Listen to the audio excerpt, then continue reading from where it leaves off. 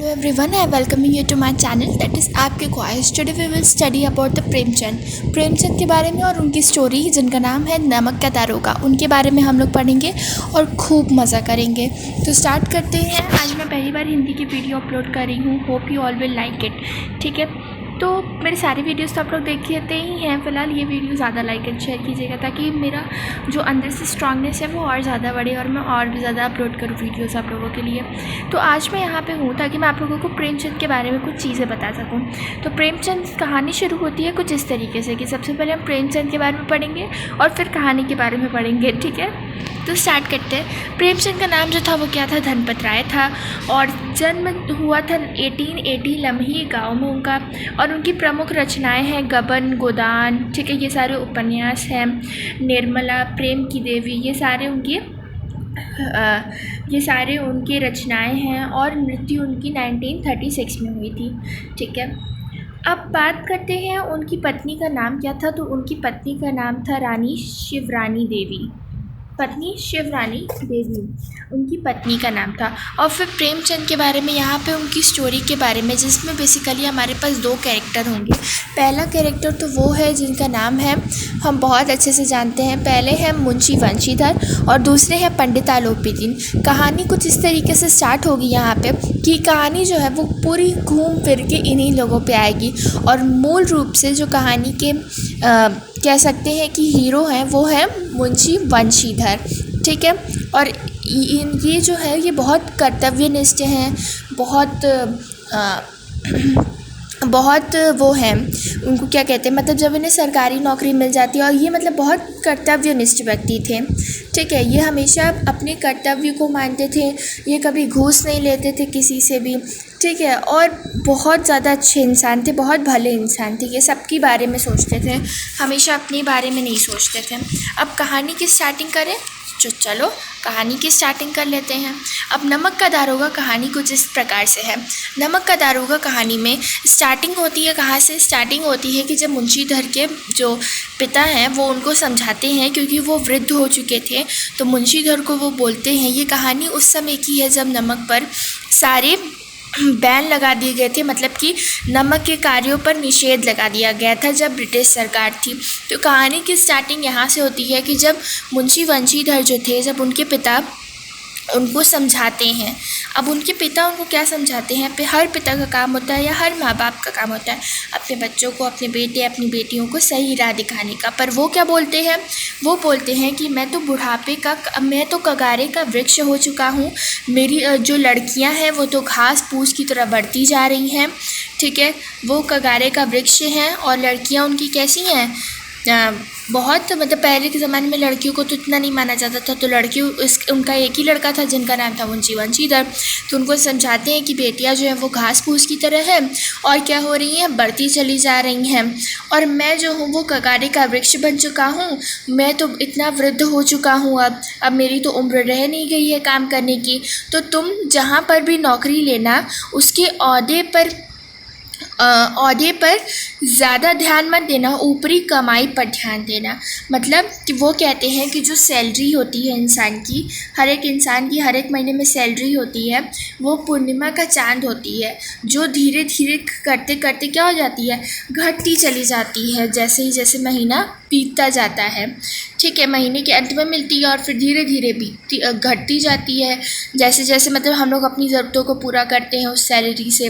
तो वो बोलते हैं कि ओहदे पर उतना ध्यान मत देना, तुम ऊपरी आय पर ध्यान देना। ऊपरी आय क्या है, ऊपरी आय ऊपरी आमदनी ईश्वर देता है और उसमें बरकत होती है। ठीक है, ऊपरी आय देखो कभी भी कम नहीं होती है। जब भी हम किसी से घूस लेते हैं तो हम लेते चले जाते हैं, तो वो कभी कम तो होगी नहीं, जाहिर सी बात है। पर अगर हम नौकरी पेशा इंसान हैं और हम अपने बिल्कुल कर्तव्यनिष्ठ है तो हमारी सैलरी जो होती है वो महीने के आखिर में मिलती है और धीरे धीरे करके क्या होती जाती है, ख़त्म होती चली जाती है। फिर वो कहते हैं कि ठीक है, अपने पिता से वो समझ लेते हैं सारी बातें। अब वो निकल पड़ते हैं नौकरी ढूंढने के लिए।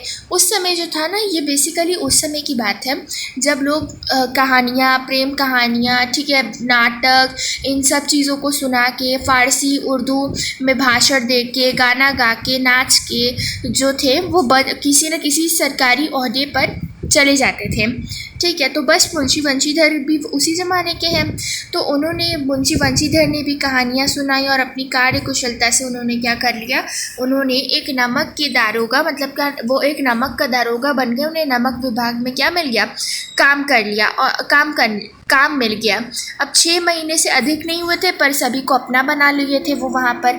ठीक है, लोग उनके लिए रूम भी छोड़ देते थे कि आप सो जाइए और हम लोग क्या करेंगे, बैठे रहेंगे। अब देखिएगा, ये जो मैं फ़ोटो दिखा रही हूँ ये बहुत इंपॉर्टेंट फ़ोटो है जिसके बारे में अभी मैं बात करूँगी। ठीक है, अब एक रात क्या होता है, जब मुंशी वंशीधर जो होते हैं वो सो रहे होते हैं तो जो यमुना नदी का नाम आता है, जो यमुना नदी थी उस पे से कुछ दिक्कत होने लगती है। मतलब यमुना नदी पे जो ब्रिज बना हुआ था, जो पुल बना हुआ था, उस पे कुछ गड़ाड़ी की आवाज़ आने लगती है।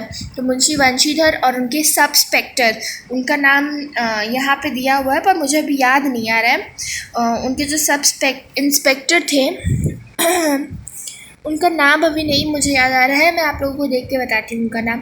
ठीक है, उनके एक सब इंस्पेक्टर थे, उनको लेकर वो रात को कपड़ा पहनकर और अपनी बंदूक लेकर और घोड़े पे बैठकर सवार होकर जाते हैं। जब जाते हैं तो देखते हैं कि इतनी सारी गाड़ियाँ जो थी वो लदालद चलती जा रही थी, ब्रिज पार कर रही थी। जाते ही रोक देते हैं ब्रिज पार करने से, बोलते हैं कि ये किसकी गाड़ी है, कहाँ जा रही हैं और क्यों जा रही हैं और इसमें क्या लदा हुआ है। तो आगे का जो मतलब बैठा हुआ था आदमी जो चला रहा था उस गाड़ी को, वो जो था वो रुक गया। गाड़ी कुछ इस तरीके से थी, मतलब बैलगाड़ी तरह की थी और क्या। तो वो जो आदमी था वो चुप हो गया और फिर एक आदमी बोलता है कि ये जो है वो पंडित आलोपी दीन की गाड़ी है। पंडित आलोपी दीन वो आलोपी दीन जिनके यहाँ पर भूखे लोगों को खाना खिलाया जाता है 12 महीने, जो जिनके यहाँ पे जो क्या नाम है ब्रिटिश जो है वो आकर क्या कहते हैं गोल्फ खेलते हैं और भी तरह के गेम खेलते हैं। ठीक है, और जिनके यहाँ पर इतने सबसे बड़े दातागंज के जो ज़मींदार हैं, ठीक है, ये उन्हीं की गाड़ियाँ हैं। जब वो पूछते हैं इसमें क्या लगा है तो सभी लोग शांत हो जाते हैं। तो पंडित आलोपीदीन मतलब कि सॉरी जो मुंशी वंशीधर हैं घोड़े पे बैठ के जाते हैं और पीछे जब लात मारते हैं तो उन्हें पता चलता है कि इसमें तो कुछ भारी भरकम है। तो वो समझ जाते हैं कि इसमें क्या है, नमक भरा हुआ है। तो वो बोलते हैं और उस समय तो नमक पे एक निषेध बन चुका था, मतलब नमक जो था वो एक निषेध था ब्रिटिश सरकार के अकॉर्डिंग। ठीक है, उस पर बैन लगा दिया गया था नमक पर। तो अब वो पकड़ लेते हैं भैया। अब पकड़ने का सीन कुछ इस तरीके से है जैसा दिख रहा होगा, ये पंडित आलोपी दीन, उनके सब इंस्पेक्टर और ये सारे लोग, ये देखो गाड़ी जा रही है, यमुना नदी, ये सारी चीज़ें और ये पूरी सीनरी ऊपर की। तो बस यही दिखाना चाहती थी मैं। अब आगे बढ़ते हैं। अब भैया कहाँ तक हम लोग पहुँचे थे, कोई याद दिलाएगा मुझे? अच्छा कोई बात नहीं, मैं खुद याद कर लेती हूँ। हम लोग पहुँचे कुछ इस प्रकार से थे कि हम लोगों की बातें जो थी वो कुछ इस प्रकार से हुई थी कि जो पंडित आलोपी दीन है वो मतलब कि समझ जाते हैं। अब क्या होता है जब वंशीधर समझ जाते हैं तो 2-4 आदमी जो रहते हैं वो पंडित आलोपी दीन जो सजे हुए अपने रथ में आधा सोते आधा जागते हुए आ रहे थे, उनके पास दौड़ कर जाते हैं और चिल्ला कर कहते हैं कि आपकी गाड़ी पकड़ी गई है। ठीक है, किसी पुलिस ऑफिसर ने या फिर किसी नमक के जो दारोगा है उसने आपकी गाड़ियों को पकड़ लिया है। अब जो पंडित आलोपी दीन थे उनका लक्ष्मी पे अखंड विश्वास था, अखंड से भी अखंड था। वो समझते थे कि लक्ष्मी के बदौलत वो सबको खरीद सकते हैं और उनका मानना था कि लक्ष्मी का जो वो है राज्य है वो स्वर्ग में भी है और धरती में भी है और लक्ष्मी के आगे तो सब खिलौने हैं। वो लक्ष्मी से किसी को भी खरीद सकते थे क्योंकि वो भैया दातागंज के ज़मींदार थे। वो इतने बड़े ज़मींदार थे जिनके यहाँ पे ब्रिटिश सरकार आती थी खुद खेलने के लिए, उनसे बात करने के लिए और उनसे मिलने के लिए, इस वजह से। ठीक है, पीछे की बाउंड्रीज़ पे आप लोग ध्यान मत दीजिएगा, जो मैं बता रही हूँ उस पर ध्यान दीजिएगा। अच्छा, फिर क्या होता है भैया, अब बात यहाँ तक आ गई। तो पंडित आलोपी दीन हलचल में आ जाते हैं। तो पंडित आलोपी दीन बोलते हैं कि मैं देख लेता हूँ, तो लोग चले जाते हैं। अब पंडित आलोपी दीन जब वहाँ पहुँचते हैं तो वहाँ पे कुछ इस तरीके का सीन आ जाता है कि मुंशी वंशीधर जो होते हैं वो खड़े रहते हैं। वो बोलते हैं पंडित आलोपी दीन की आप मतलब कुछ नोटें देकर कुछ कर क्षमा कर दीजिए। अरे आप तो मेरे लिए भगवान हैं, आप तो मेरे लिए ईश्वर हैं। मैं आपको 1000 से लेकर 40,000 तक का घूस देने को तैयार हूँ। खूब इतना मतलब हर एक तरह से घूस देने की कोशिश करते हैं। पर जो मुंशी वंशीधर है वो एकदम कर्तव्यनिष्ठ व्यक्ति थे। वो अपने मतलब वो उस समय एक ऐसी वाडी में थे जिसकी वजह से वो उनके पिता समझाए भी थे उन्हें कि ऊपरी आय पर ध्यान देना और ये पर ध्यान मत देना, पर तब भी उन्होंने अच्छा काम किया, अच्छे से सबको समझा और उन्होंने ये फ़ैसला लिया कि वो घूस नहीं लेंगे, वो बिल्कुल कर्तव्यनिष्ठ और एकदम अच्छे व्यक्ति बन के रहेंगे। तो ये उनका डिसीज़न मुझे भी सही लगता है। आंसर करिएगा कमेंट बॉक्स में कि आप लोगों को उनका डिसीज़न कैसा लगा, ठीक है। मुंशी वंशीधर का करेक्ट डिसीज़न था अपने पिता को समझाने के बाद भी, या फिर रॉन्ग डिसीज़न था? मुझे आंसर ज़रूर दीजिएगा कमेंट बॉक्स में। 1000 से लेकर वो 40,000 तक जाते हैं, फिर बोलते हैं कि अब इससे ऊंची मेरी कोई औकात नहीं है। फिर वो क्या करने की कोशिश करते हैं, फिर वो बोलते हैं, मतलब जो उनका सब इंस्पेक्टर रहता है वो बोलते हैं बदलू सिंह, याद आ गया, वो बोलते हैं बदलू सिंह इस आदमी, देखो यहाँ पे भी लिखा हुआ है, बदलू सिंह इस आदमी को फटाफट गिरफ्तार करो, अपनी हिरासत में ले लो।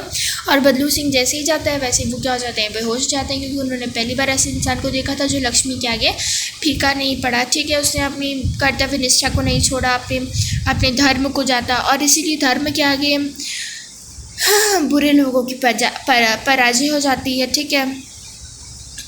धर्म के आगे धन की पराजय हो जाती है। इससे ये भी हम लोगों को सीख मिलती है। मैं जो बता रही हूँ उसको अंडरलाइन कर लीजिएगा या फिर लिख लीजिएगा कॉपी में। अच्छा, नेक्स्ट, या बुक में ही, जहाँ आपकी मर्ज़ी हो, ठीक है। नेक्स्ट मैं यहाँ से फिर स्टार्ट करती हूँ। नेक्स्ट हम लोगों को क्या कहा कि दुनिया तो जागती है, मतलब याद देखिए, दुनिया सोती है पर उनकी जीभ जो है वो जागती है।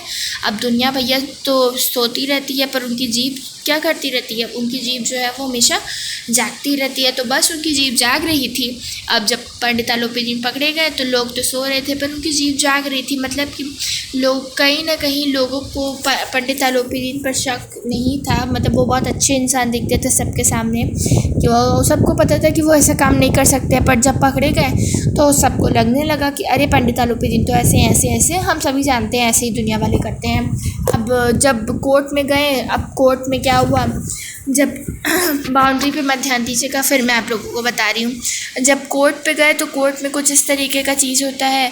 जब कोर्ट में जाते हैं होता ये है कि जो मैजिस्ट्रेट थे वो दोनों तरफ से दलालों की आवाज़ सुनते हैं, जो वकील रहते हैं, और वकील जो है अपने अपने पक्ष मतलब अपने अपने जो उनके व्यक्ति हैं उनको बचाने की कोशिश करते हैं। पंडित आलोपीदीन को बचाने के लिए बहुत कम से कम 4-5 लोग आए थे, तो वो सभी लोग पंडित आलोपीदीन को बचा लेते हैं। और मुंशीधर के पास किसी भी तरह का सबूत नहीं था, इसलिए मुंशीधर को गलत साबित कर दिया जाता है। पंडित आलोपीदीन को छोड़ दिया जाता है और मुंशी वंशीधर को ये लेटर दिया जाता है कि आगे से आप किसी अच्छे व्यक्ति पर ऐसा आरोप ना लगाएं, और उनको अपनी पोस्ट से दरखास्त लेनी पड़ती है।